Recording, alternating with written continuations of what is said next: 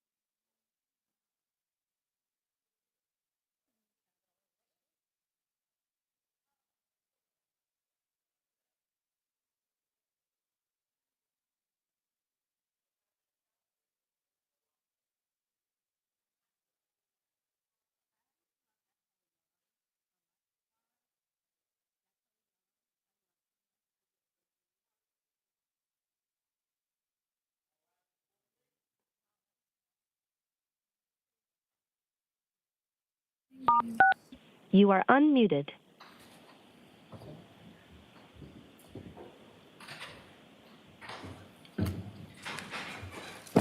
Floor is now open. You may be seated. Good morning, Your Honor. May I call the case? Please. For the record before the court is Commonwealth versus Karen Reed, 22 CR 117. The parties are present. The jury is not present. The matter is on for trial. If the parties could please identify themselves for the record. Good morning, Your Honor. Laura McLaughlin. Good morning, Ms. McLaughlin. Adam Malik from Commonwealth. Good morning, Your Honor. Good morning, Mr. Lally. Good morning, Your Honor. Hank Brennan for the Commonwealth. Morning, Mr. Brennan. Morning, Your Honor. Robert Alessi from Ms. Reed. Good morning, Mr. Alessi. Good morning, Your Honor. David Yannetti for Karen Reed. Good morning, Mr. Yannetti, and good morning, Ms. Reed. All right, so Mr. Yannetti and Mr. Alessi, you're standing in also for Mr. Jackson and Ms. Little? We are. Okay. All right, so first thing we left off yesterday was whether KKKK for identification, the PowerPoint of Dr. Rentschler would be entered into evidence. It will not be based on the objection, so it is excluded from evidence. So it's marked still for identification, and your rights are saved on that. So we ready to go forward with the charge conference? Yes, Your Honor. I guess I have a question first as to whether the court would like to entertain the argument on the motion for required finding not guilty of close of all the evidence. So, no, we can do that now. So now that my ruling is on this, evidence is closed as it was yesterday. So go ahead on your required finding argument. Sure.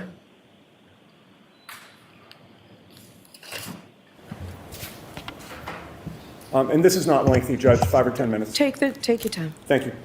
We are renewing our motion for required finding of not guilty at the close of all the evidence, and in so doing, Your Honor, we're incorporating our oral argument in support of this motion that we made at the close of the Commonwealth case. At that juncture, Your Honor, the Commonwealth had produced no witnesses to testify that John O'Keefe's injuries were consistent with his having been hit by a motor vehicle, and if he was not hit by a motor vehicle, none of these three indictments may stand. The Commonwealth, we believe, at that time fell woefully short of proving their case. Now that the defense has put on a case, the Commonwealth's case has been further weakened, such that none of these charges can stand. Nearly every witness, Your Honor, we have called, we would submit, has destroyed the Commonwealth's theory of the case. Dr. Russell testified for the defense.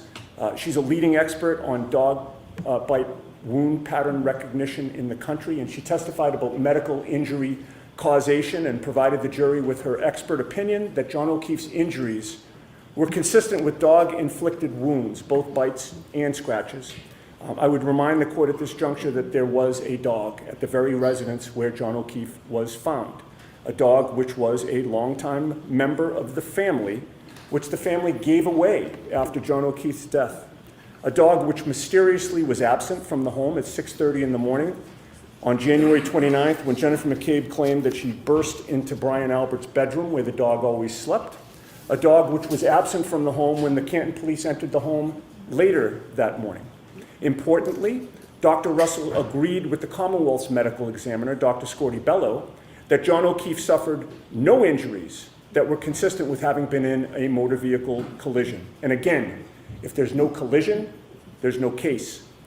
Dr. Lopesado, one of the most experienced and accomplished forensic pathologists you could find anywhere, agreed with Dr. Russell that John O'Keefe's injuries were consistent with an animal attack. And she agreed with both Dr. Russell and the Commonwealth's expert, Dr. Scorti-Bello, that John O'Keefe was not hit by a motor vehicle. So the question is, in what type of murder case would a judge ever allow a motion for required finding of not guilty? In a murder case where expert testimony on both sides is that the evidence is inconsistent completely with the Commonwealth's theory of the case, that's exactly what we have here.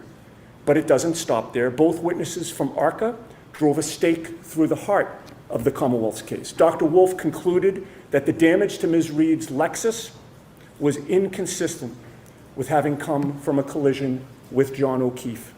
Unlike Dr. Welcher, who created, we would submit, a meaningless experiment based on no scientific method, Dr. Welcher actually did the proper force analysis and concluded that Ms. Reed's Lexus was not damaged by the body or the arm of John O'Keefe. His testimony was unimpacted by cross-examination, and it's devastating to the Commonwealth's case. Dr. Rentschler further cemented that there was no collision between the Lexus and John O'Keefe. It is simply not possible that this 6,000-pound SUV hit John O'Keefe at 24 miles an hour and caused only superficial wounds to his right arm with no injuries to his legs or lower body. The SUV did not hit him. John O'Keefe was not hit by the SUV. The case is over. But on top of all that scientific evidence, Your Honor, there were 3 additional fact witnesses who testified for the defense who corroborated that the Commonwealth's theory of the case is false. Sergeant Nicholas Barros, a sworn police officer, testified that when he saw Ms. Reed's SUV that day, before it was towed to the Canton Police Sallyport, the taillight was merely cracked. When he was shown photos of what it looked like in the Sallyport after Michael Proctor had access to it, Sergeant Barros confirmed that it was absolutely different. Karina Kolakithis confirmed that there were no problems between Karen and John O'Keefe that night, even remarking on just how sweet he kissed her on the forehead shortly before they left the waterfall. But perhaps more importantly, that kiss happened right in front of Brian Higgins, the same Brian Higgins who had been flirting with Karen Reed that month, the same Brian Higgins whom Karen had ghosted for several days before January 28th, the same Brian Higgins who had texted Karen that very night, well, and received no response, the same Brian Higgins whom Karen had given her back to all night, the same Brian Higgins who had to be restrained at the end of the night by Chris Albert on video, the same Brian Alberts who is on video, hot, angry. Brian Higgins. You just said Albert, you mean Higgins, right? I meant Higgins, yes. Yeah, the same Brian Higgins, who is on video, hot, angry, and gesturing to John O'Keefe to meet him outside shortly before they left the waterfall and shortly before John O'Keefe was killed. And finally, Brian Loughran, plowing Fairview Road at 2:45 in the morning, was attentive, watching everything in front of him, very familiar with the Alberts residence, and had every reason to protect the Albert family. You recall that he did protect the Albert family to a degree that night by choosing not to follow protocol and call the DPW or the police about the Ford Edge parked on the street outside their property during a snow emergency. Brian Loughran confirmed that John O'Keefe was not on the front lawn at the Albert residence at 2:45 a.m. That means that Karen did not hit him. There was no collision. All the experts agree on that, including the Commonwealth's expert, and the only eyewitness that morning confirms it. Taking the evidence in the light most favorable to the Commonwealth at this juncture, with their evidence weakened by an airtight defense to these charges, these indictments cannot stand, and we urge this court to enter required findings of not guilty on all 3 indictments. All right, thank you.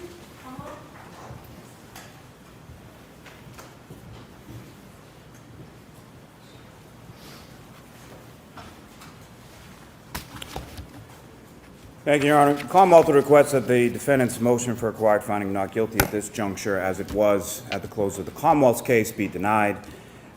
The state of the evidence is not dramatically changed since the Commonwealth rested its case in chief.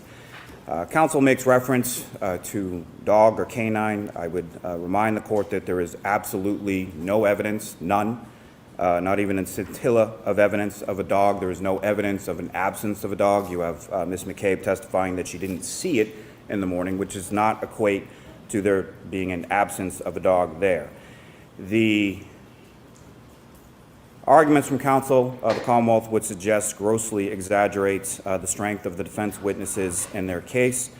The bias and advocacy exhibited by those witnesses from that witness stand do not amount to credible witness testimony that undermine the Commonwealth's case in any way, shape, or form.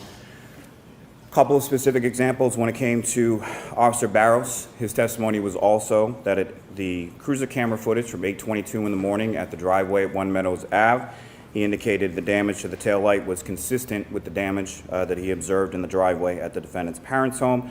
which was then consistent from the video or the photographs within the Sally Port. It's also consistent with 5:07 a.m. at 1 Meadows Ave on the still frame shots from that ring camera video. Essentially, the Commonwealth would submit that the defense witnesses all conflict with each other.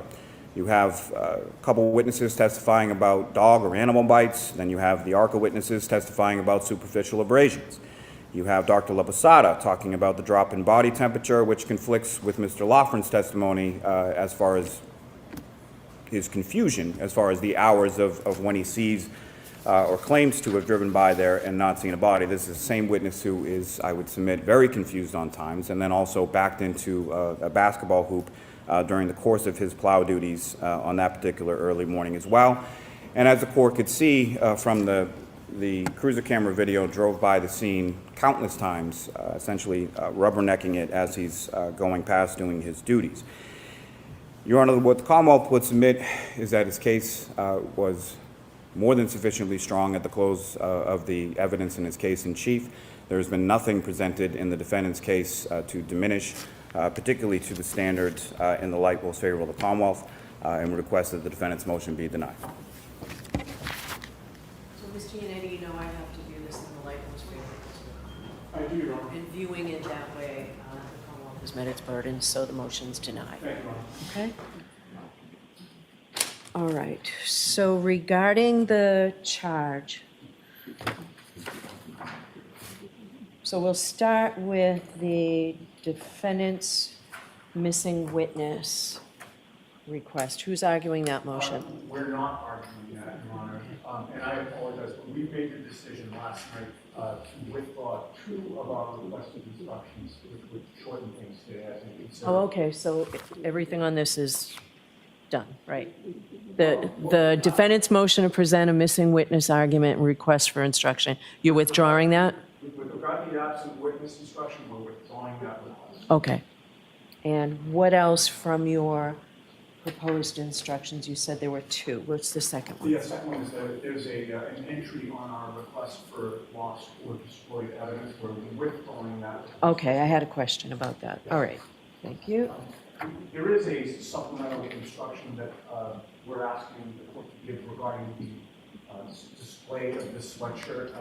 Oh, that's right, you filed, I saw it in email, I don't have a hard copy of it. That's Mr. Alessi's motion. Your Honor, if it's helpful to Your Honor, I'll hand up my hard copy. Okay, if you could do that, I'd like to go back through the rest of it and come back to that after I've read it, okay? Who's arguing for the rest of the defendant's proposed instructions? I am, Your Honor. Okay, so we're gonna go through them one at a time. Who's arguing for the Commonwealth? Okay, so I think you're sort of in agreement on the basis of the law, right? Yes.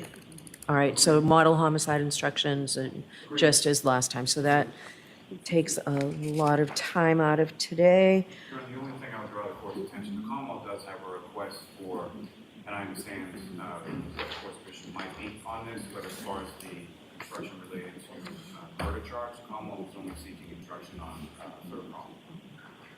All right, so we will deal with that. I'm going to go through the defendant's instructions, or sort of the general instructions first, so it's probably easier to go through those, and then we'll have the argument on that. So presumption of innocence, I think my presumption of innocence is a little more robust than what you've requested, so I will probably, okay. And I will give some version. I know that there was a lot of attention paid and some appellate decisions on the each individual indictment. I'll give some further language on that. You've got an instruction proposed on page 4, reaching a verdict. Just, I will make it crystal clear, though I think it was, and I was upheld on it, so I will make it crystal clear, okay? So I'll give you that, Mr. Yannetti. This what is evidence. I probably won't give verbatim what you have. I'll take a look at it, but I will certainly cover all these topics. So, Mr. Yannetti, you're telling me that your client wants me to give a defendant did not testify instruction? Yes, please, Your Honor. Again, if you want to take a look at what I gave last year. I think it's a little more robust than this. I think we answered satisfied with the court's instructions on that, so we would be satisfied again with the court's language. Okay. Humane practice, I will give you Bowden. I'm going to take a look, size this up with what I gave last year. I gave Bowden last year. I gave a Bowden instruction. I don't think the Commonwealth objects, right? We would object to the instruction. Okay. Go ahead. Do you want to make an argument? Just briefly, Your Honor, when it comes to the Bowden, and I would incorporate, and I know there's no request for instruction for third-party culprit, but the Commonwealth would be making a similar request that counsel be prohibited from making a third-party culprit or Bowden argument. Or Bowden? Or Bowden? I'm sorry? You don't think the defense should be allowed to make a Bowden to argue Bowden? So I would submit, Your Honor, that the entirety of any testimony or evidence related to either Bowden or third-party culprit in this trial has come from questions from the defense counsel, not from actual evidence in the case, not from testimony from witnesses from the stand, exhibits that have been put into evidence, or anything of the like. So in the instruction and the arguments are based or predicated in the case law on evidence, not, and obviously as the court is well aware, there is a specific instruction that no matter how powerful they are, questions to counsel are not evidence. So what the Commonwealth would submit is if the court looks at what is actually in evidence in this case, there is no basis whatsoever for not only a Bowden or a third-party culprit instruction, but specifically for even counsel to make that argument during the course of the closing. And I understand Bowden is a little bit more loose as far as the court certainly. So I'm going to ask Ms. Giannetti to explain to me. All right, so I disagree with you on Bowden, but I'll take a closer look at it. Ms. Giannetti, what is the Bowden evidence that warrants an instruction? I think it's multifaceted, Your Honor. The police did not secure the crime scene properly. They used inadequate material to pack the evidence. Chain of custody was contaminated and corrupted. There was evidence of the bias of the lead investigator, failure to pursue other suspects, specifically telling his friends that the homeowner was sacrosanct because he's a Boston cop too. There was just a focus on Ms. Reed to the exclusion of everybody else. It was not an open-ended investigation. From day one, it was focused on one person and one person only. And just responding briefly to Mr. Lally comments about how he didn't introduce affirmative evidence of the proper way to do an investigation. We tried, Your Honor, we made a motion and renewed it, asking for reconsideration of the court's ruling that Mike Easter could not testify about an investigation. So to say that we didn't introduce that evidence when we tried to do it, we were I think what Mr. Lally was saying, that you asked questions but weren't given answers. And so I think that's what was said. I'm going to, Mr. Yannetti, I'm going to allow you to argue Bowden, and I am going to give an instruction. So third-party culprit's an entirely different animal here. I know, but tell me, are you going to argue it? Is the defense going to argue that Brian Higgins did this? No, we're going to argue that the police failed to investigate whether Brian Higgins did it. Okay, so just so that it's clear, you all know, I believe, third-party culprit separately is a lot different than third-party culprit as it goes to Bowden. I ruled pre-trial that there could be no attempt at introducing third-party culprit evidence regarding Colin Albert. So that was separate. But I did say that I would give you the opportunity to try and develop testimony regarding Brian Higgins and Brian Albert as third-party culprits.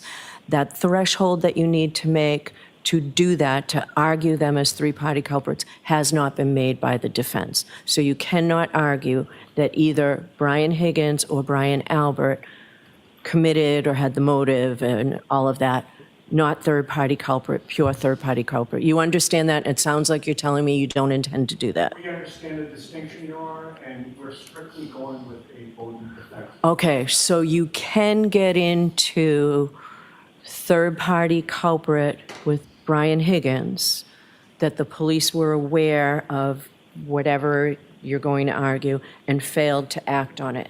But it's strictly for that purpose, okay? Yeah, understood. That's crystal clear, Judge. Okay, And that's really what I was seeking, just clarification based on the yeah. So Ms. Gianetti, and of course I take him at his word, tells me that they're not going to do pure third-party culprit. Okay, that's great. That makes that easier. So I will give, I'm sorry. sure, go ahead. Just while we're on page 8, I just wanted to, Commonwealth does have an objection to the DG instruction that's at the top of page 8. Yeah, I have a check mark next to that. Ms. Gianetti, tell me about this, the absence of a recording. Are you saying that the police should have recorded Ms. Reed at her parents' house?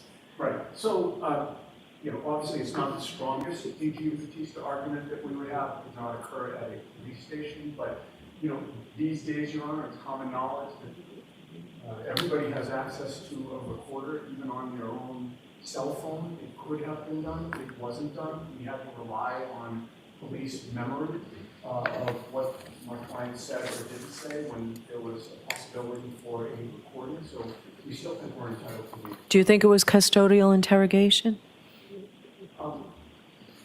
Or I guess I should say, do you think the evidence supports? I think there's an argument that it was a custodial interrogation. We had police officers who, refused to sit down in the living room. They were surrounding her. Someone who was not familiar with dealing with the police at all. So yes, I think there's an argument that it could be considered custodial. All right, what do you say about all this, Mr. And Hill? if I would also add, Your Honor, Sure. they did seize her vehicle at around the same time. So, that it goes to, I think, the issue of custody and my client being able to deny. All right, what do you say? That's the very nature of the objection, Your Honor, is the non-custodial nature of this.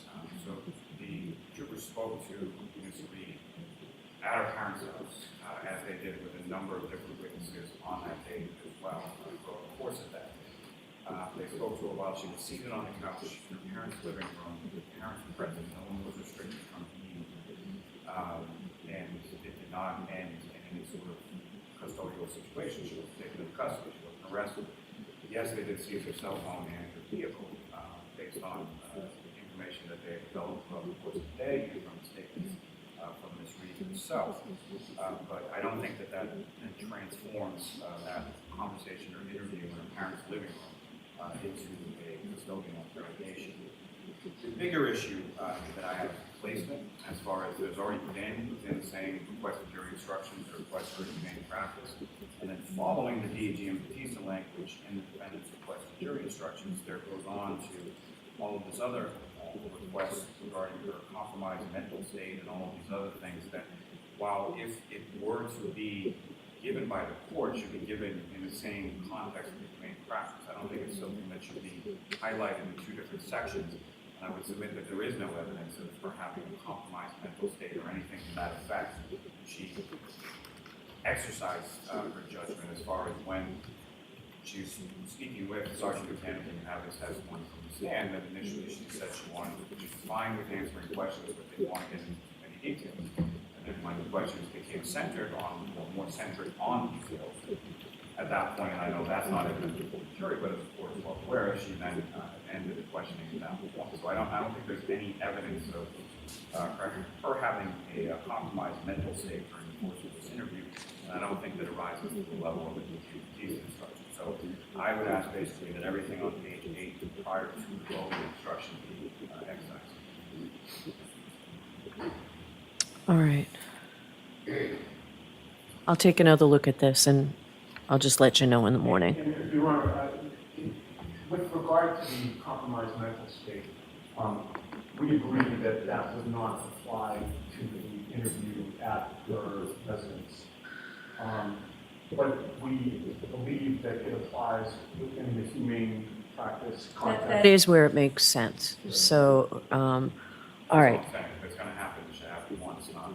yeah, I think that's a fair. okay, okay. All right. Prior statements, I will give some instruction on prior inconsistent, and I'll give a prior consistent statement. I will talk about the view. The absent witness instruction is withdrawn, so is the, Not to interrupt. That's okay. I am interrupting. that's okay. With regard to the view, Your Honor, we did include a language reinforcing the fact that the rock that they saw on the view Oh. was not present on January 29th. We'd ask the court to repeat that one sentence. Okay, so I did not see this when I took a quick look at the view. All right, I'm not going to repeat it.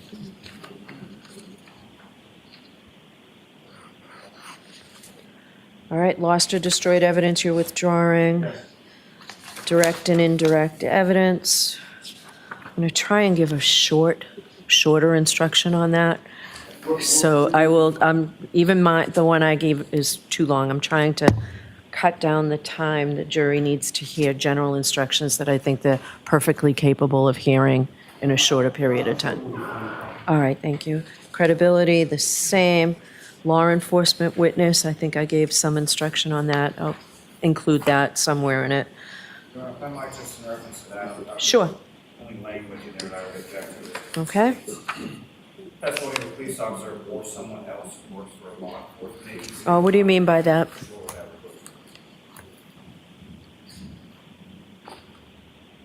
I think that was taken into account the dispatcher, perhaps. We're not.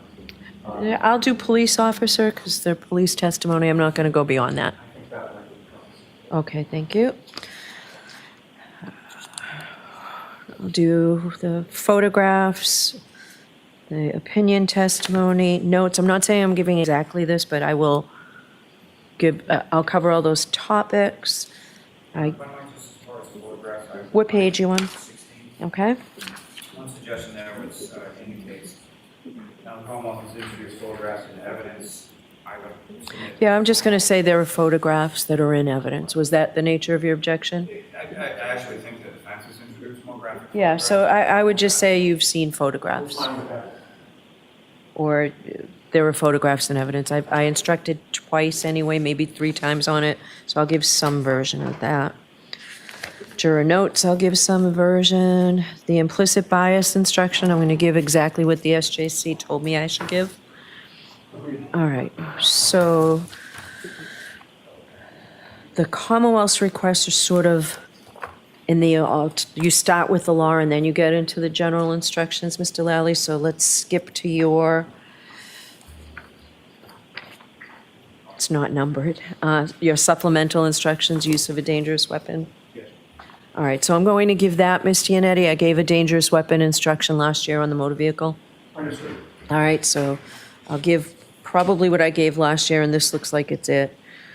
What is not evidence, evaluating, I'm going to give what is not evidence.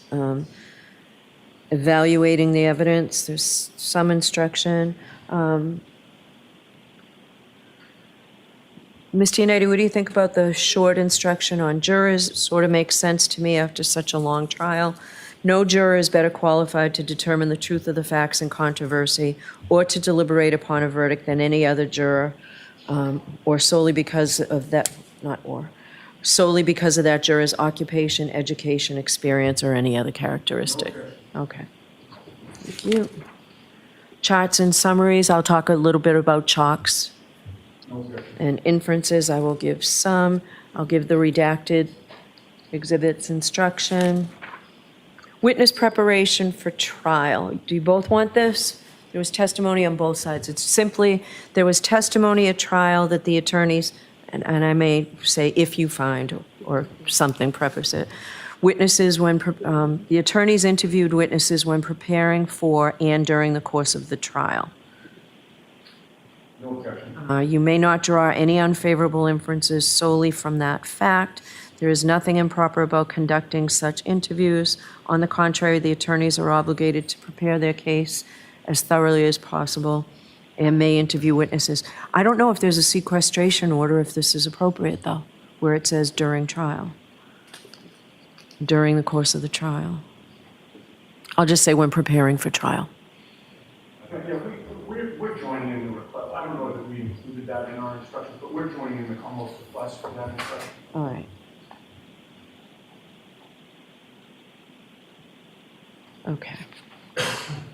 Expert witnesses, electronic communication. So I'm going to go through the limiting instructions I gave. I need to just do this again here. So electronic communications, I have that on my list. The emotional impact photos, humane practice. We'll get back to consciousness of guilt in a minute. I'm also going to give the prior bad acts instruction. I did that in regard to the Aruba incident, if you want to call it that. I gave a prior bad acts instruction before that testimony came in. I also gave the instruction that I will also give on the state of mind of John O'Keefe as to his state of mind being known by the defendant and the likelihood that she would act on it. So Commonwealth versus Binns in those cases.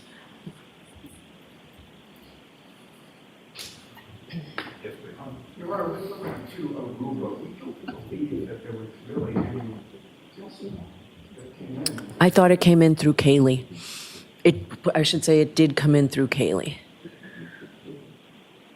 That's when I gave the prior bad acts instruction.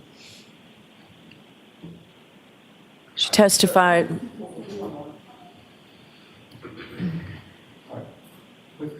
Okay. All right, so did I give it any other time that there's another event that I should highlight? I don't think so. Gave contemporaneous instruction regarding the text of the communications. I don't think there was an instruction at that point. All right. I think I have to add that here.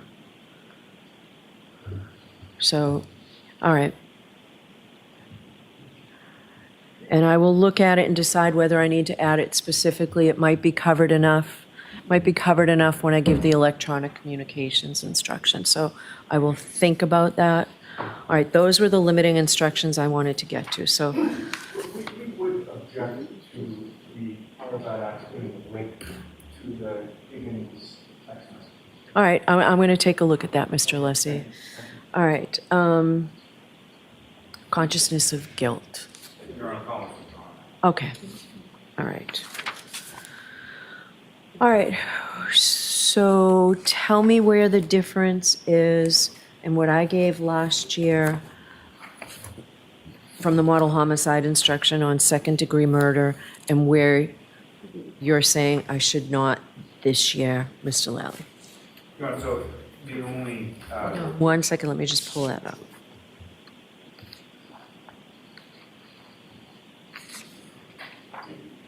Okay?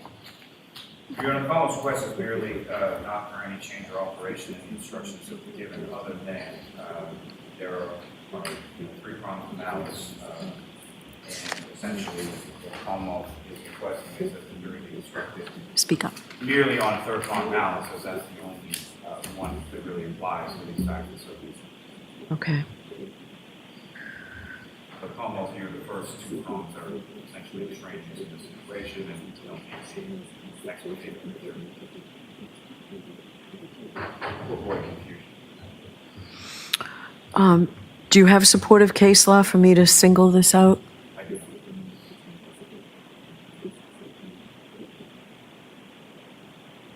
What do you say, Ms. Giannetti? I mean, Mr. Brennan essentially stated that in his opening statement. Stated what? Well, in his opening statement, he stated that he's not alleging that she intended to do him grievous bodily harm, not intent to kill him. And it was just the third prong. He stated that in his opening. I imagine that's what he'll likely argue in his closing. I don't have a position on this. I just don't know, and I think the court's going through this analysis in your head as well, whether it's permissible or not. I just raised that as an issue, but I don't have strong feelings about it. I could say the parties agree that the first prong and the second prong are not applicable here.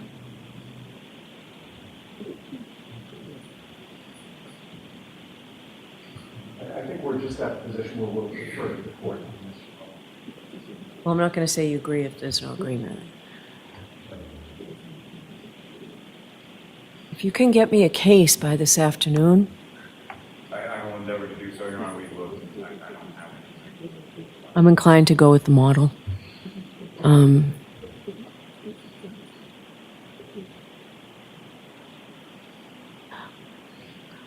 I'll see if there's something I can find.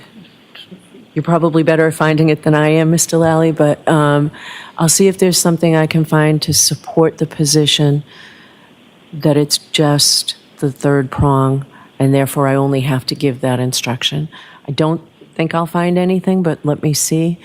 Because I can understand why both of you don't want it. Just let the jury focus on what they need to focus on. That's really the only reason for this. But I understand, and I don't certainly want to take. You know, I suppose I could always tell the jurors that the Supreme Judicial Court has come out with jury instructions that I must give in their entire format. And that sort of explains why I say something that doesn't apply, maybe. I wouldn't mind. We wouldn't have an objection to that. Maybe I'll do that, but let me see if I can find something. If I can find something that says I don't have to give those first two prongs, I'll let you know before you begin. All right. And Your Honor, before the court makes a decision on that, could we see what the court is proposing if you are going to alter the model? If I alter it, it means I remove those two. That's all. Right, no, we just wanted to. Yeah, sure. My guess is that won't happen, but we can see. All right, so lesser included offenses. Did you want an OUI instruction? You were, We're asking for that. okay. All right.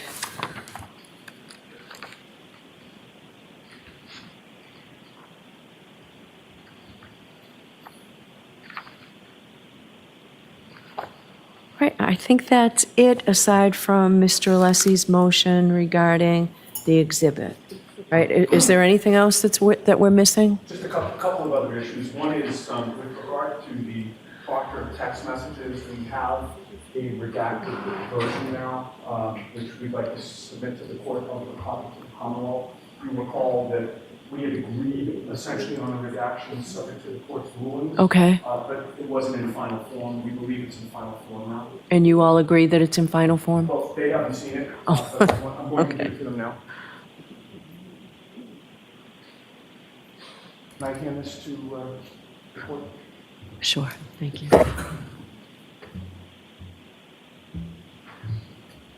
All right, so, The only other issue, Your Honor, is we do have a... hold on one second on this issue still. So I will give the Commonwealth this afternoon to take a look at this. And tomorrow morning, if you don't have agreement, then we'll have to deal with it, and I'd prefer not to have to deal with it, so, I'm sure we can be in touch this afternoon. I do not believe there's going to be any problem. okay. Just a couple other things before we get to this for the lesson. Yeah. One is that we do have the Dr. Wolf PowerPoint to be introduced in the evidence, Ron. Dr. Wolf or Dr. Rentschler? Dr. Wolf. All right, and this was allowed into evidence unobjected to. I thought we already had it, we didn't? We had to redact it, so these Okay. are redacted. It's on a thumb drive. Okay, and the Commonwealth has seen it? All right, so they'll have to see it. So Mr. Lally, Mr. Brennan, Ms. McLaughlin, one of you has to take a look at it. And then, will the court allow more than an hour? I'll allow more than an hour, I'll allow an hour and 15 minutes. Thank you. All right, And I think I did mention that we had a proposed verdict slip for count two, Your Honor, if I didn't. you did not. Okay, we do have one we've given a copy to the Commonwealth. Can I hand Okay. a closed copy to the board? Sure. Is it the same as last year's, but now with a, It's different.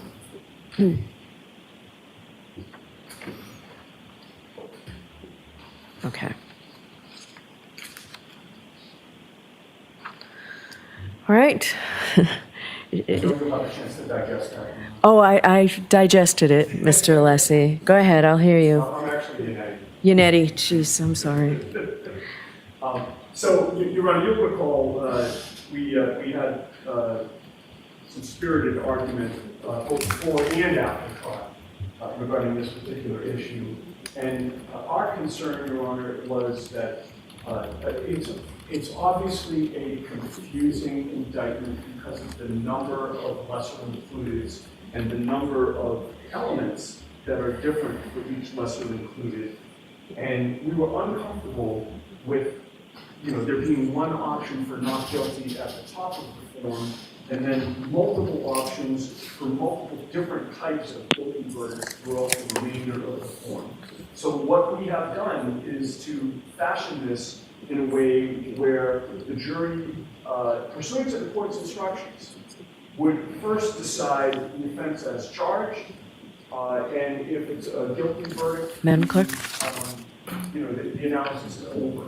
If it's a not guilty verdict, they go on to the next lesser included offense, and again, same analysis applies.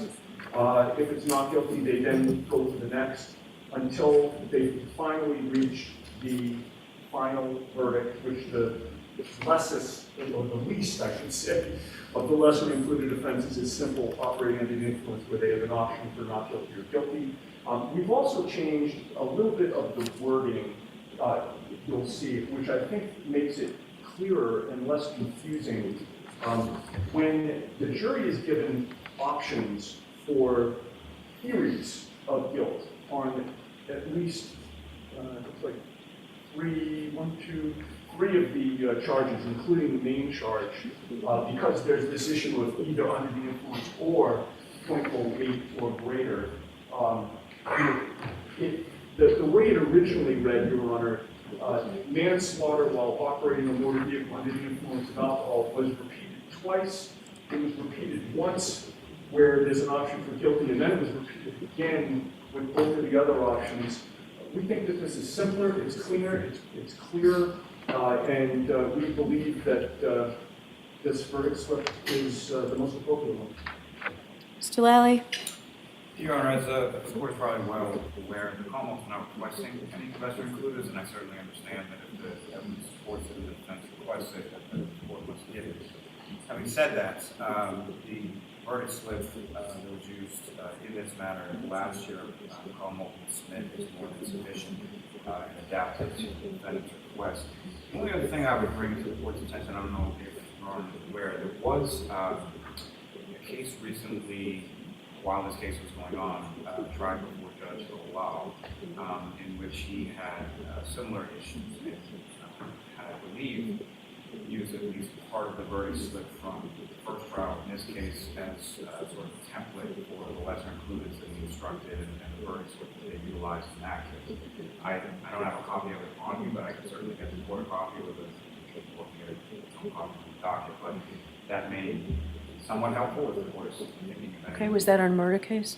It was not, but it had to do with a felony motor vehicle homicide. Yeah, I'll take a look at it. Mr. Turk. Mr. Turk. Mr. Yannetti, I don't believe I'm going to give this, but I'll take a closer look at it. Well, we appreciate that. Judge Lau is an excellent judge. We think that this verdict slip is, it provides the most clarity for the jury. That's why we're. Okay, and that's where I think we disagree. So I will take a closer look at that. And so has it been filed officially and docketed? I just handed it, I believe. All right, so Madam Clerk, you have a copy up there? The proposed, I think this is the only copy. Okay, that's what I was wondering, okay. Do you need an extra copy, please? Sure. This is the, Yes. Or, you know what, just mark it for identification, Margaret. We'll do that. Chrissy, please. Just for ID. It's LLLL for ID.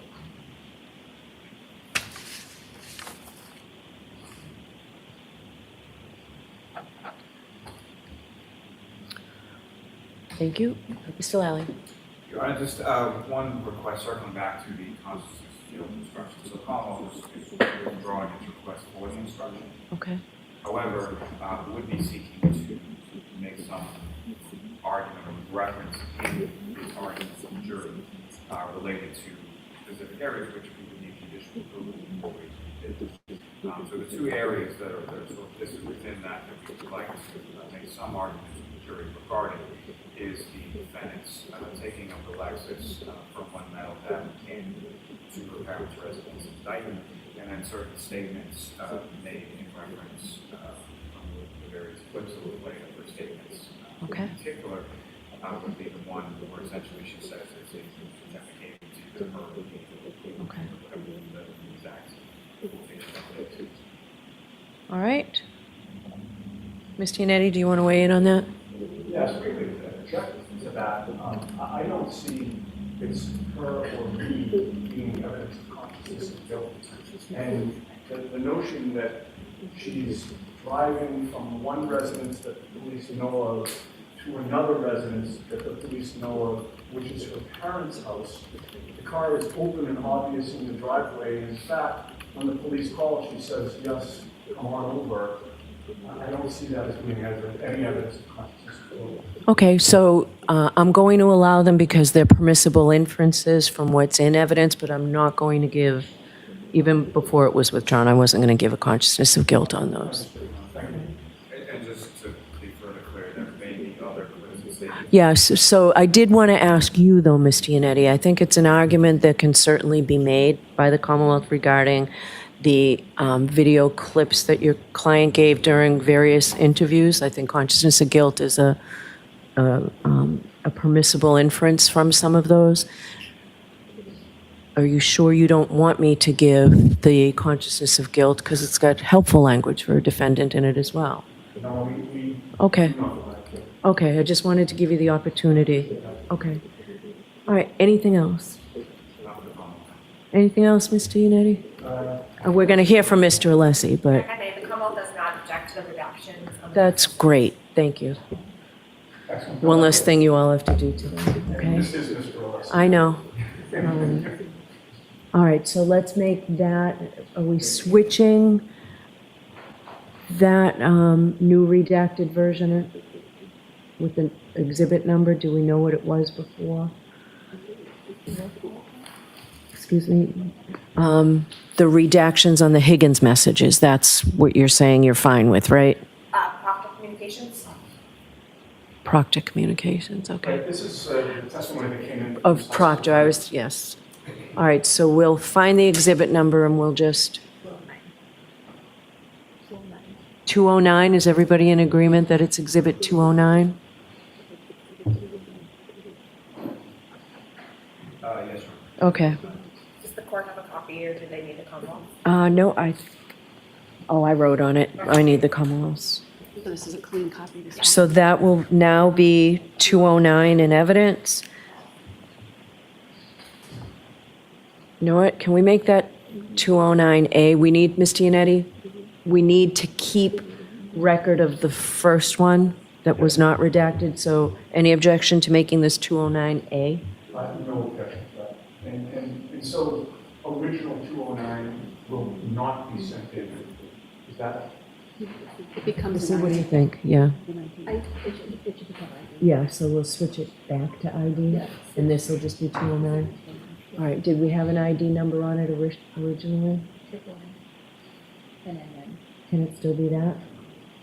Is it redacted, NNN? Or is it, no, it can stay that. Okay. Right? 'Cause this is the- Oh, it's just NNN, it's not, Well, where did it? no, it became 209. Yeah, So that has to be- our thinking is it needs to be sent back to letters for ID. I think Yeah. it's quite- So it'll be marked MM for ID. That's great. Perfect, and then the redacted version will now just become 209. 209. Yes. Yep.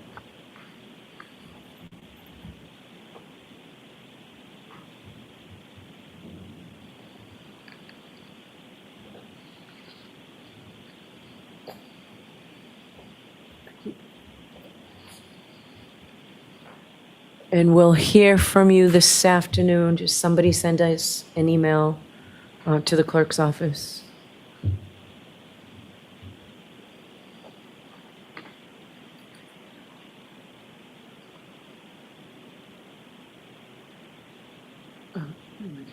So someone send an email to the clerk's office today letting us know if the Wolf PowerPoint is ready to be put into evidence after the Commonwealth looks at it. Okay, so we'll take care of that. All right, Mr. Lessie, I'll hear you. Thank you, Your Honor. If I might suggest respectfully a procedure to the court, I have spoken with the Commonwealth about what the topic is. It's obviously not new to anyone, but perhaps to expedite this matter, if I might suggest to Your Honor to avoid a more lengthier argument, it might even truncate it down to 30 seconds. If we could hear from the Commonwealth on what we have requested, and the topic specifically is entitled Defendant's Motion for Curative Instruction regarding Exhibit 88 and Introduction into Evidence of Exhibits. The exhibits is taken care of, that's no longer an issue. But I did speak with Mr. Lally, and if I could suggest that Mr. Lally could state his position as I understand it, and then I can go from there, and it may not be necessary for me to continue on. All right. What's the Commonwealth's position? So, Your Honor, the Commonwealth's position is ultimately I defer to the court as far as whether or not it's an appropriate instruction to give in the final charge. What the Commonwealth would submit is that the contemporaneous instruction was more than sufficient to address the issue, and that it doesn't require any sort of differing language or further instruction given to the jury during the court's final charge. Okay. All right, I'll hear you, Mr. Thank you, Your Lessie. Honor. May I go to the podium? Yes. Thank you.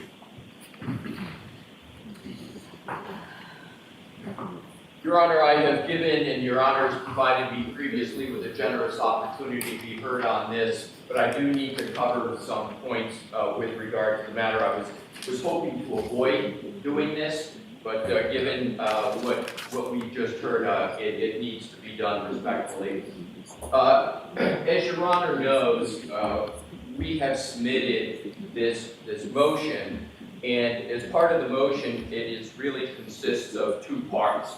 The first part is the text and the basis for what we're requesting. I'll come to that in a moment. And then attached to it are is Exhibit A and Exhibit B, and those exhibits are our best effort at transcribing, because there's not an official transcript at this point of exactly what happened. Why do we put in the exhibits? We put in the exhibits because we believe it really sets forth and illuminates quite vividly what occurred. It occurred rather rapidly, but I think this allows for a much more these exhibits allow for a much more reflective analysis.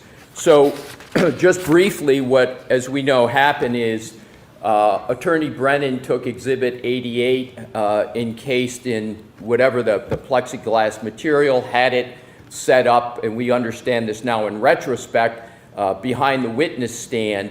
And then at a certain time in the cross-examination of our witness, Dr. Wolf, confronted Dr. Wolf with it as part of an accident reconstructionist cross-examination, and challenging Dr. Wolf on several aspects.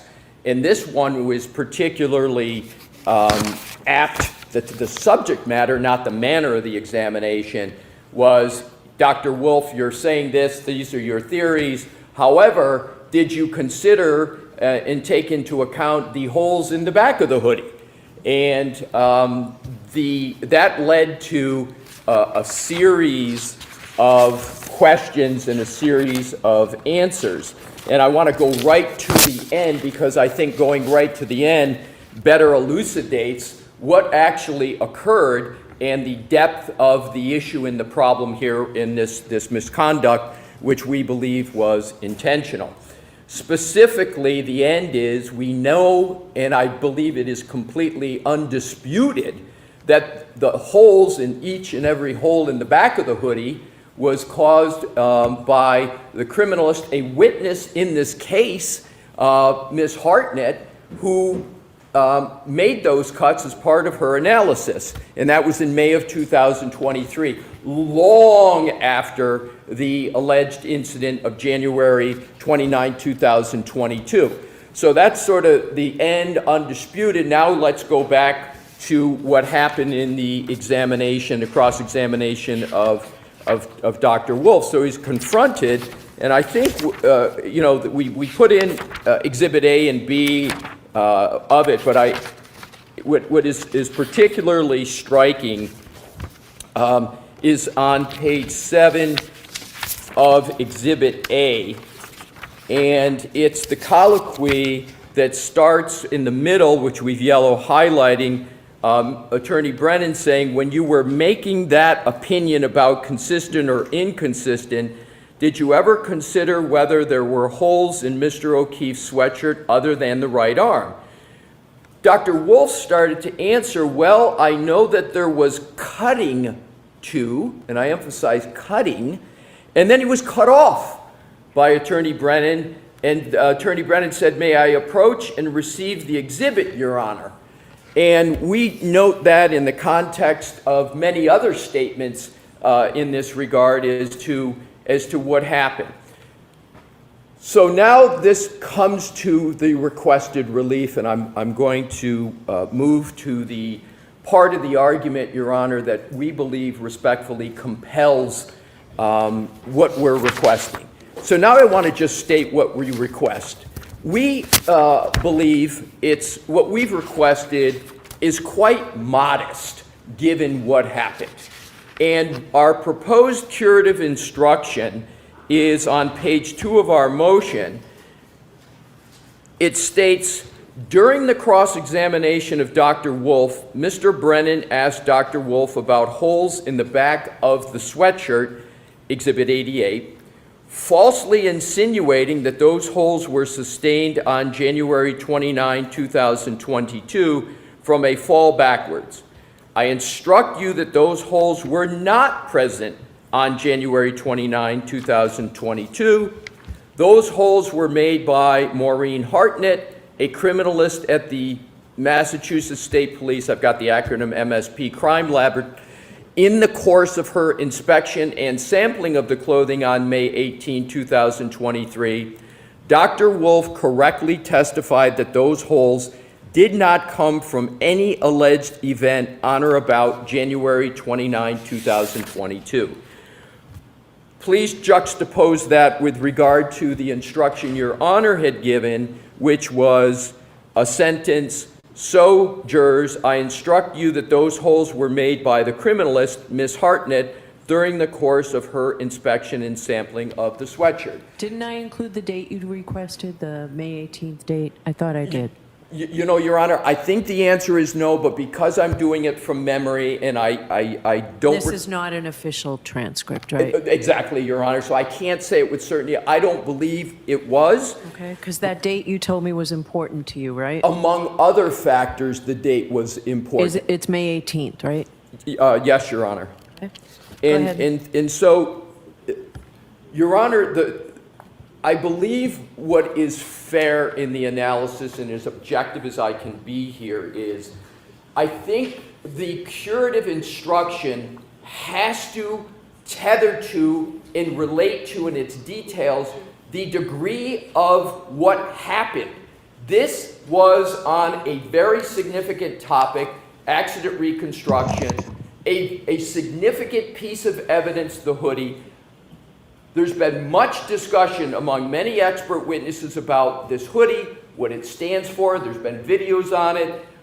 You know, our position, the hoodie in a proper accident reconstruction would be completely unaffected by any alleged motor vehicle incident. And then to show the witness on this for the defense, it clearly left the impression to any objective observer that Dr. Wolf had somehow been incompetent, which is 180 degrees of the reality, but also that he just wasn't otherwise diligent, and the jury, therefore, should not weigh and value his opinion. This is very, very significant, and I underscore, Your Honor, we didn't cause this problem. We didn't cause any of this issue. So, to me, I do not understand why the Commonwealth would not support this. What we have written down here supports the truth. We all, I believe, should have the common goal of the jury receiving the truth. I looked at the jury. I'm no soothsayer or mind reader, but I looked at the jury and they looked confused when I looked over at them. But I think even aside from looking at a jury, what Your Honor did in good faith, I don't believe is clear enough on this key issue. And I'm not understanding why there would be any real contest over making it clear to the jury on this very important point. The defense, to my point of being measured at the time and being measured now, we could be requesting a lot more statements about what occurred. And I've been in situations in other trials where things have happened and there's been many more significant things stated. So in conclusion, Your Honor, the defense not having contributed at all to this issue, the significance of the issue, the significance of the error, it's undisputed about the error, to me, respectfully, all augurs for more clarity here. And the final point, there's two issues here. There's the fact of when these holes occurred, these cuts, and how they occurred, that's one bucket. But the second bucket, which is not in the current instruction, is our expert witness, Dr. Wolf, and the impression left upon him.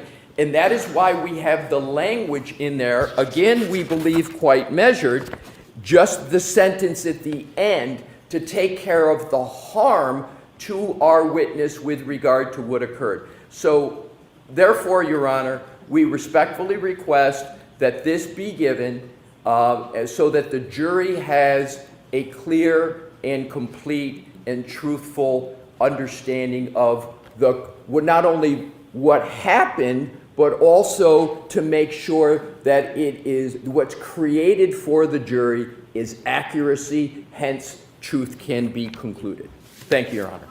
Thank you. I do just want to point out one thing. It was not objected to at the time it came in. That's my only comment. I will consider this. I'm going to hear from Mr. Lally. I will consider this. What is it that was not objected? The testimony was not objected to. I didn't hear this until I think after another witness. Your Honor, if I could just, thank you for raising that. 10 seconds for that. I will, and I made this point the very time that I made the argument last time. We were not shown that Exhibit 88 in the encasement. It was behind the witness. We didn't even know that it was behind the witness. So what happened was Attorney Brennan went up, retrieved it, and immediately went to the witness with it, showed it. We couldn't even see what was happening. There was no physical nor other ability for us to object at the time. So I appreciate you giving me the opportunity to respond to that. All right, Mr. Lally. Very briefly, Your Honor. Keep your voice up, please. Yes, very briefly. I'm not going to get into a belabor the point as far as the back and forth about conduct of counsel. During the heat of trial, during the heat of the extended exchange with a witness on the stand, things can happen, mistakes can be made. It was recognized, Acknowledged and accepted as a mistake. There were numerous offers by the Commonwealth to offer a stipulation as to the truth as far as the evidence is concerned that were rejected by the defense. They wanted the curative instruction. They got it contemporaneous with when the evidence came in. There have been many, many instances of similar type conduct that didn't result in a curative instruction, and to accentuate it further in the final charge to the jury is simply improper. It was a situation that arose as far as whatever misstatement was made at the time, as far as whether it's from the testimony from the witness or the question from counsel, was immediately remedied, was taken care of. I don't think that there's any confusion by the jury, and furthermore, as I indicated, the Commonwealth offered a stipulation at the time that this occurred, which was essentially rejected by the defense. They got the curative instruction at the time. That is all that is required. It is more than sufficient, and it doesn't need to be accentuated or addressed further in the final charge. Okay. So I'll consider it, Mr. Alessi, okay? Thank you, Your Honor. All right. Anything else? Two things I'd like to talk about for scheduling. The jurors get here early.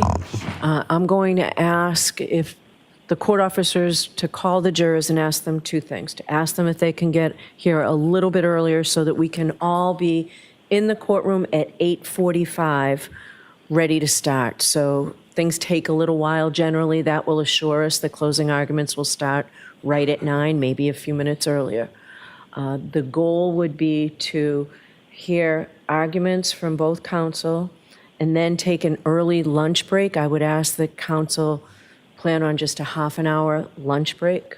I'd like, the point being, I want the jurors to start deliberating. I don't want to end the charge and send them home for the weekend. That's not fair after they've waited so long.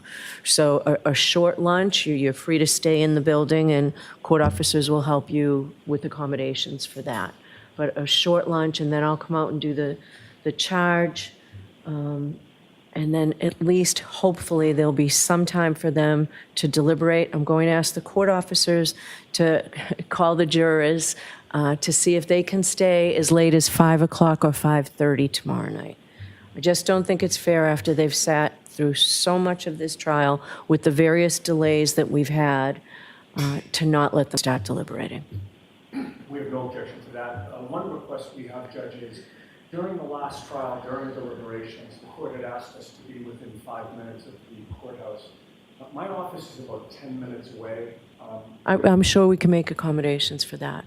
But at some point, we may have to talk about security issues. So a lot may depend on that. Understood. All right. Does the Commonwealth have any objection to that schedule? No, Your Honor, none at all. All right, so we'll see counsel in here no later than 8:30 tomorrow morning? Sure. We'll have counsel here at 8:30. All right, thank you. All rise for the court, please. Is there already one of these? Like, are we swapping? Yes. Goodbye.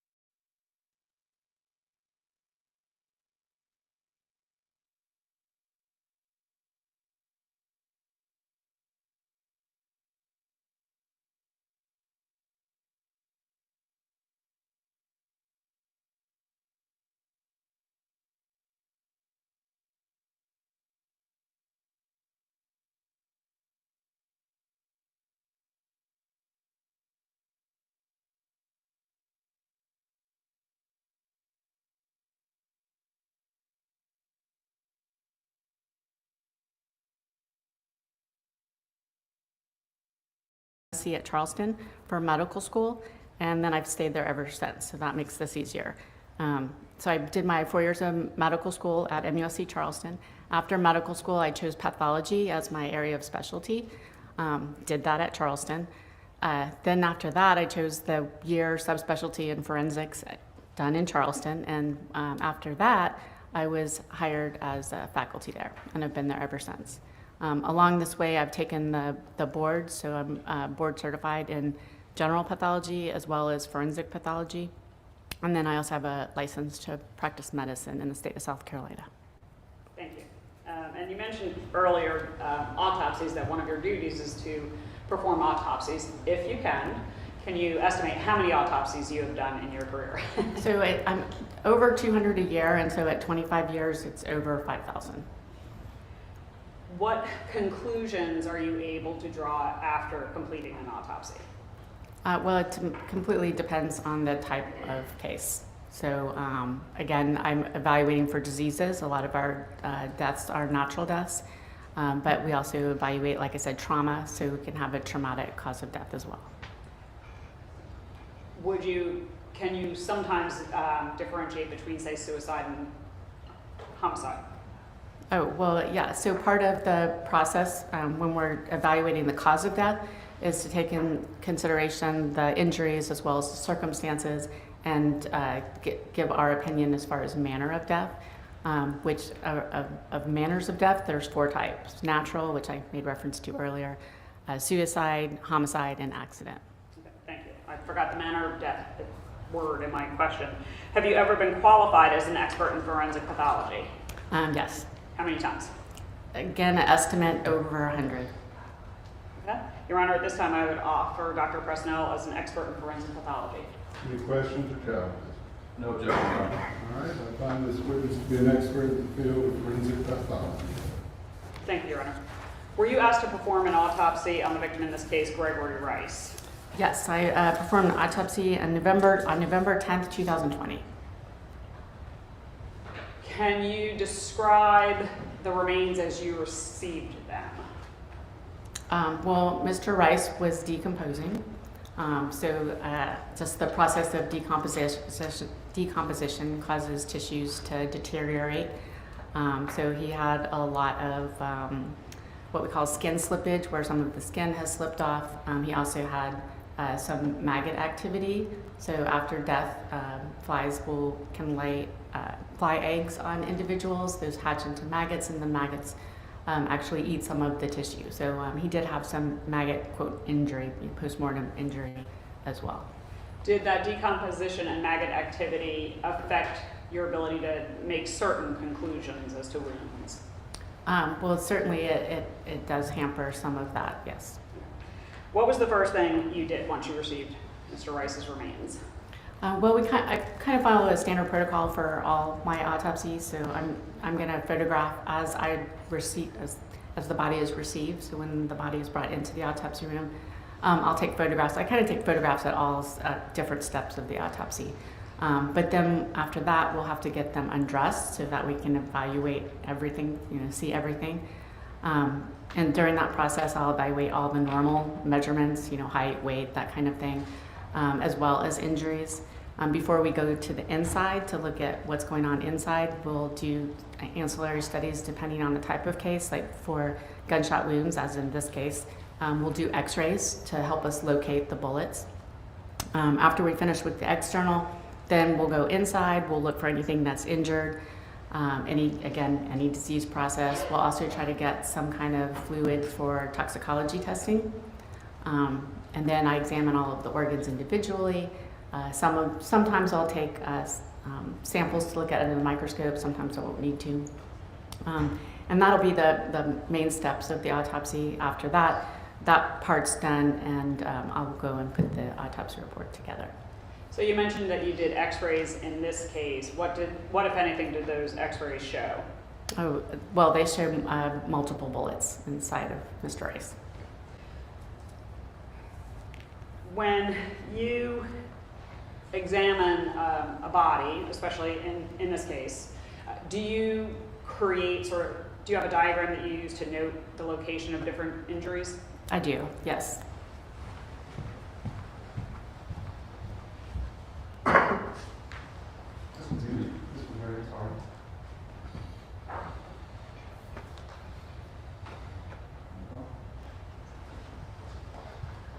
Your Honor, I'd like to approach the witness with State's Exhibits 71A and 71B. Yes, these appear to be copies of the diagrams that I did at the time of autopsy. Your Honor, I would ask to admit to Exhibits 71A and 71B into evidence.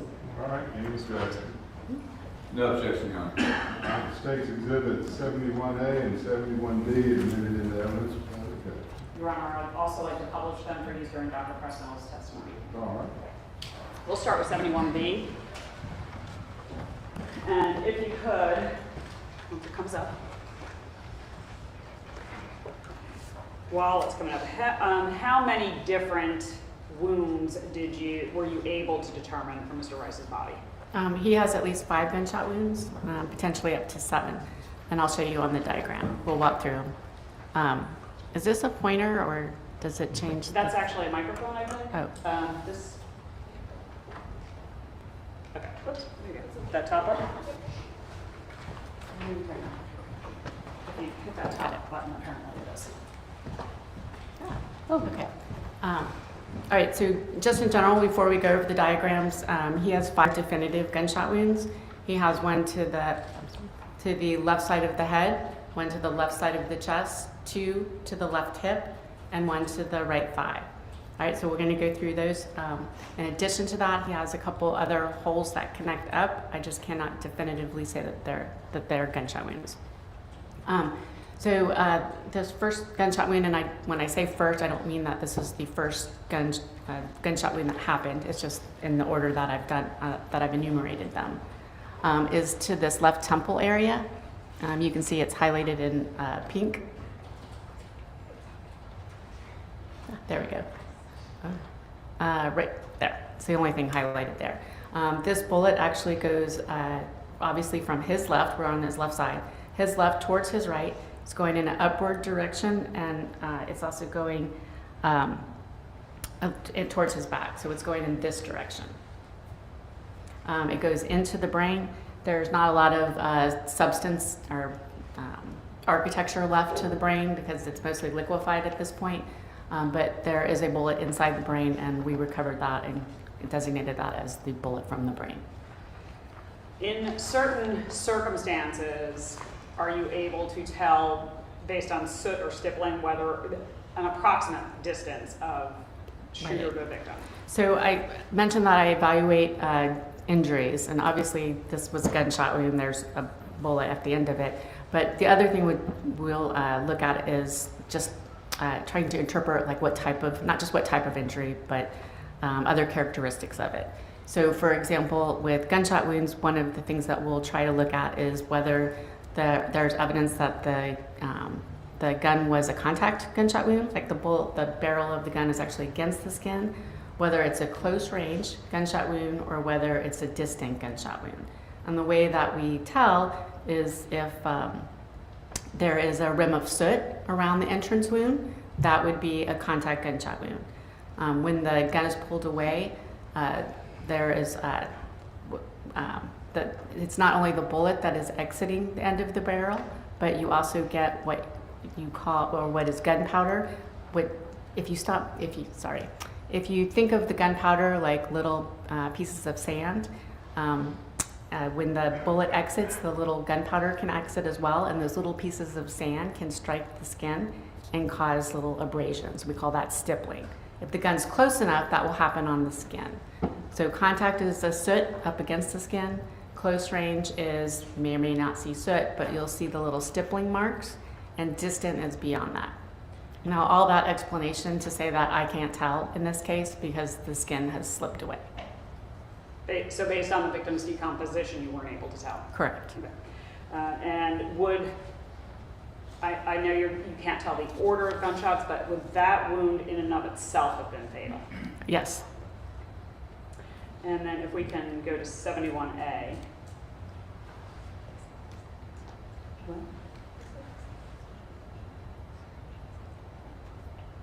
What? Yeah. Okay, yeah. She doesn't have a plan.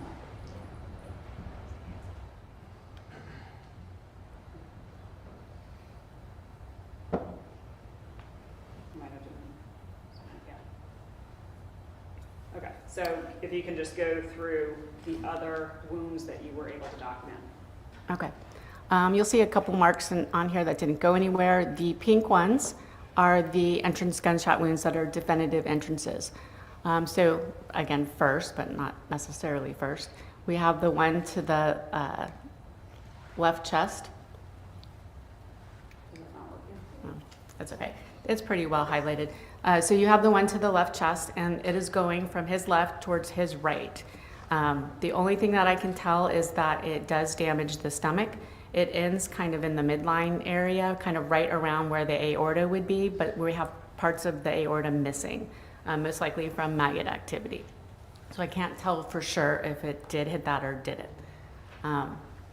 So that's the one to the chest. Then you'll see you have two to the left hip that are highlighted here. Their pathways are really close together.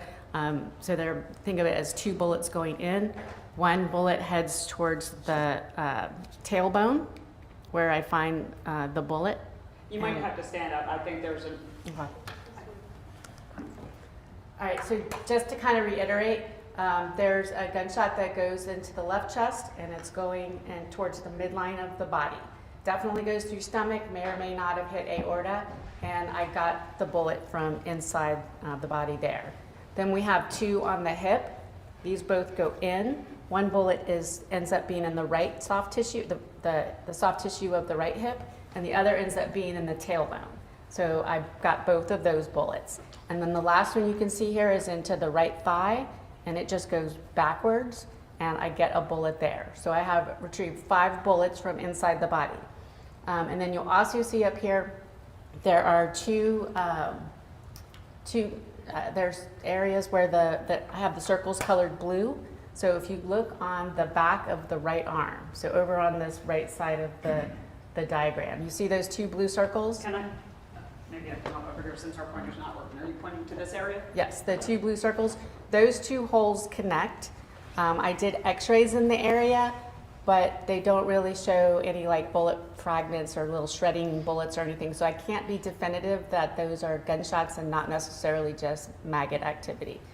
And then on the left forearm, so in the middle here, the 2, Is yes, that where you're pointing here? the 2 blue circles. Those are 2 holes that also connect. You see I have it on, one's on the pinky side. Well, actually they're both on the pinky side. One's up a little bit closer to the top of the forearm, and one's a little bit further down. Those 2 holes connect very nicely as well. Again, not necessarily any projectile fragments along the pathway, so I cannot be 100% definitive that that is an additional gunshot. Would the fact that the victim's body had been basically submerged in water for approximately 5 weeks, would that have an effect on your ability to call those gunshot wounds versus possible gunshot wounds? It's more that there was maggot activity, and that maggots consume tissue, and so I can't be 100%. I mean, they look like gunshot wounds, but I can't be 100% that that's not maggot activity. And you said that you recovered 5 bullets, so Your Honor, if I may approach, 139 has already been admitted.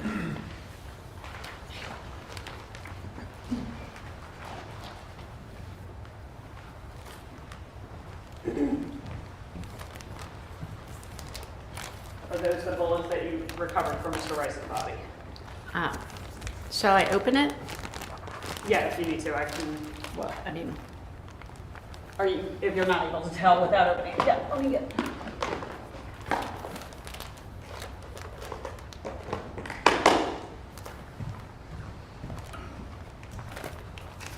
you want that's a little intimidating. I know, I'm sorry. Yeah, I'll just. Here, I can. I got it. There you go. Okay.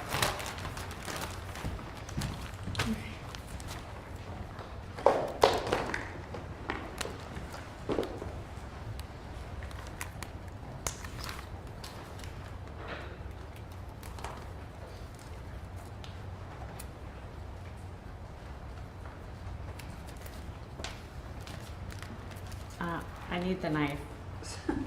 Sorry. Taylor, do you have scissors? Oh, there you go. Thank you. Thanks.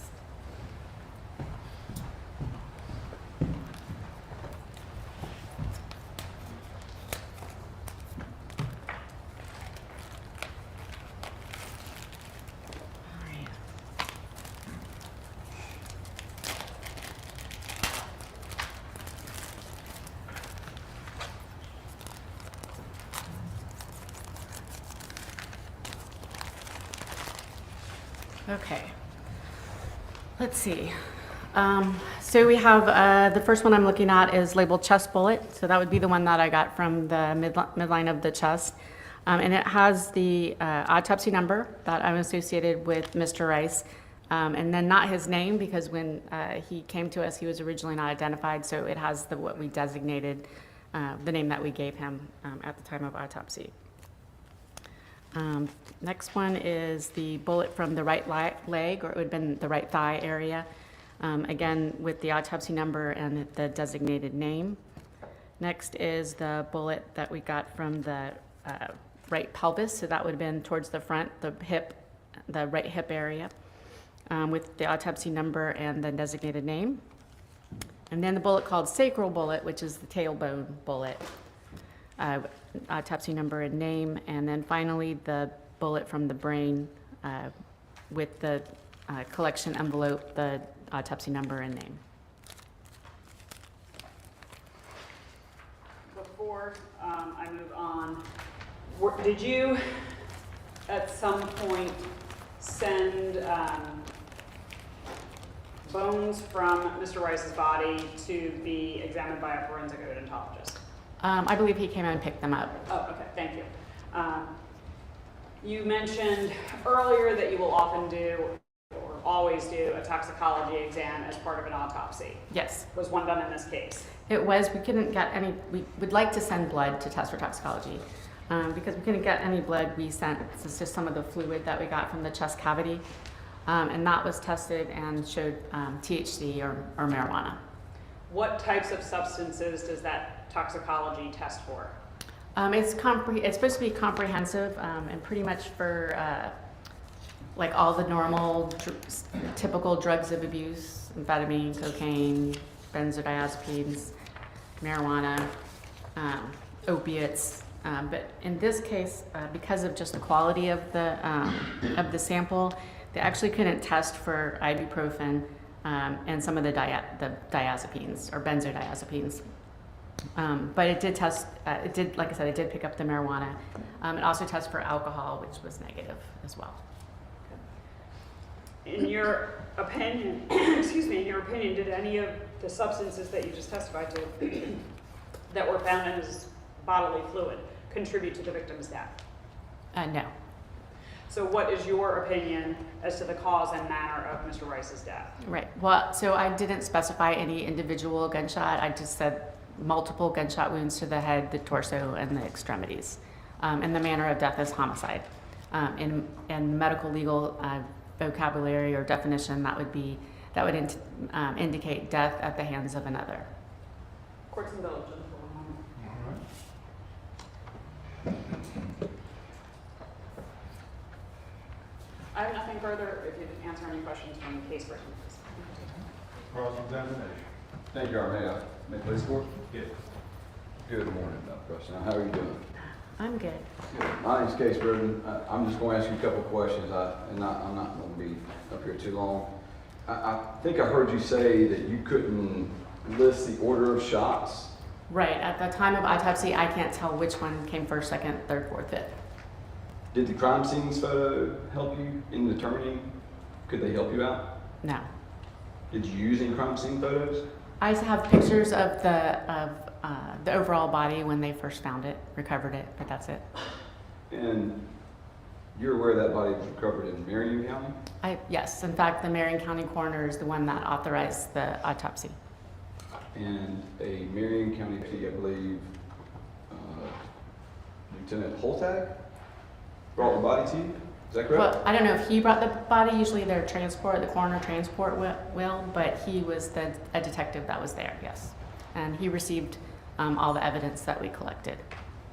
At that time, did you believe that the crime had taken place or that the body was in Marion County?